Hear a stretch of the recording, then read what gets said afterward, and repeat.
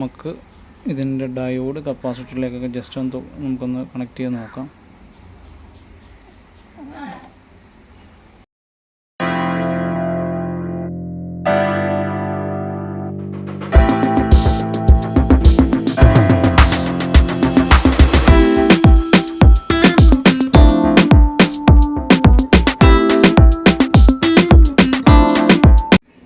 അപ്പോൾ നമ്മളിന്ന് നോക്കാൻ പോകുന്ന ഒരു പാനസോണിക്കിൻ്റെ ഒരു ഓവൻ്റെ കംപ്ലൈൻ്റ് ആണ്. അത് എന്താണെന്ന് നമുക്കൊന്ന് നോക്കാം.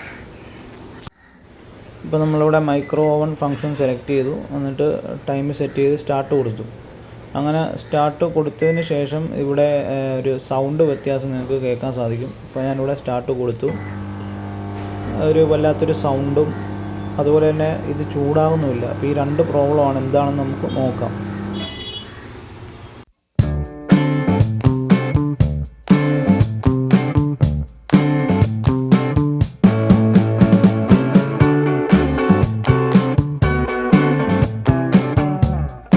ഞാൻ മുമ്പൊരു ഓവൻ്റെ വീഡിയോ ഞാൻ ഇട്ടിട്ടുള്ളതാണ്. കാണാത്തവർക്ക് അതിൻ്റെ ലിങ്ക് വേണേൽ ഡിസ്ക്രിപ്ഷനിൽ ഇട്ടേക്കാം. നമ്മളതിൽ ഷോർട്ടും കാര്യങ്ങളൊക്കെ ചെക്ക് ചെയ്യാൻ നമ്മൾ നോക്കിയിട്ടുണ്ടായിരുന്നു. ഞാനിവിടെ ബോഡിയിലേക്ക് ആദ്യം നമ്മുടെ മൾട്ടിമീറ്ററിൻ്റെ നെഗറ്റീവ് പ്രോബ് ഒന്ന് കണക്ട് ചെയ്യുവാണ്. ഇവിടെ കണക്ട് ചെയ്തു. ഇനി നമുക്ക് ഇതിൻ്റെ ഡയോഡ് കപ്പാസിറ്ററിലേക്കൊക്കെ ജസ്റ്റ് നമുക്കൊന്ന് കണക്ട് ചെയ്ത് നോക്കാം.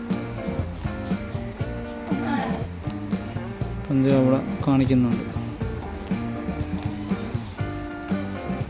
അങ്ങനെ കാണിക്കാൻ പാടില്ല.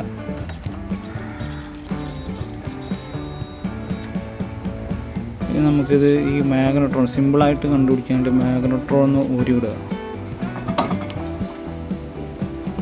എന്നിട്ട് ഒന്ന് നോക്കുക. Okay, magnetron ഷോർട്ടാണ്.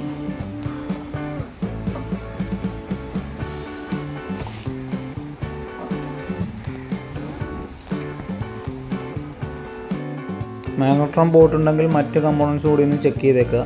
ഇപ്പം കപ്പാസിറ്ററിലേക്ക് ട്രാൻസ്ഫോർമറിൻ്റെ സെക്കൻഡറിയിൽ നിന്നൊരു ലൈൻ വരുന്നുണ്ട്.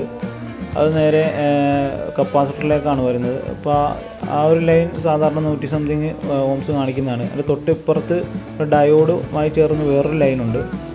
അവിടെ കണ്ടിന്യൂറ്റി ഒന്നും കാണിക്കാൻ പാടില്ല. അപ്പോൾ ഈ കപ്പാസിറ്റർ എല്ലാം ഓക്കെയാണ്, ഡയോഡെല്ലാം ഓക്കെയാണ്, മാഗ്നട്രോണാണ് കുഴപ്പം. അപ്പോൾ ഇനി നമുക്ക് പയ്യെ ഇവനെ അങ്ങോട്ട് അഴിച്ചെടുക്കാം.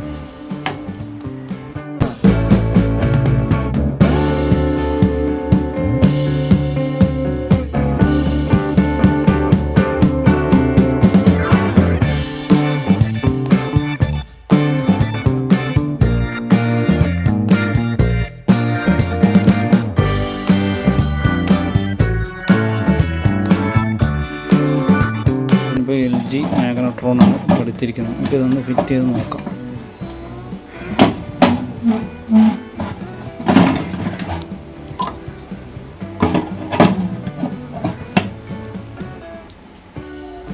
ഞാനിവിടെ സ്ക്രൂ ചെയ്ത് കഴിഞ്ഞു. ഇനി നമുക്കിത് പയ്യെ വീതം കൊണ്ട് ഫിറ്റ് ചെയ്യാം.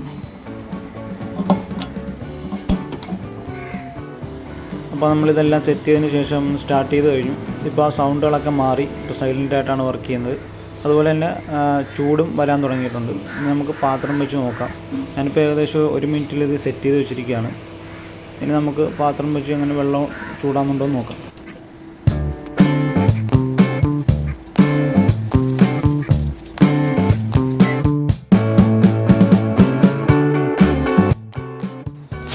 അപ്പോൾ ഓക്കെ, വെള്ളമൊക്കെ ചൂടായിട്ടുണ്ട്. സൈഡൊക്കെ നല്ല ചൂട് വന്നിട്ടുണ്ട്.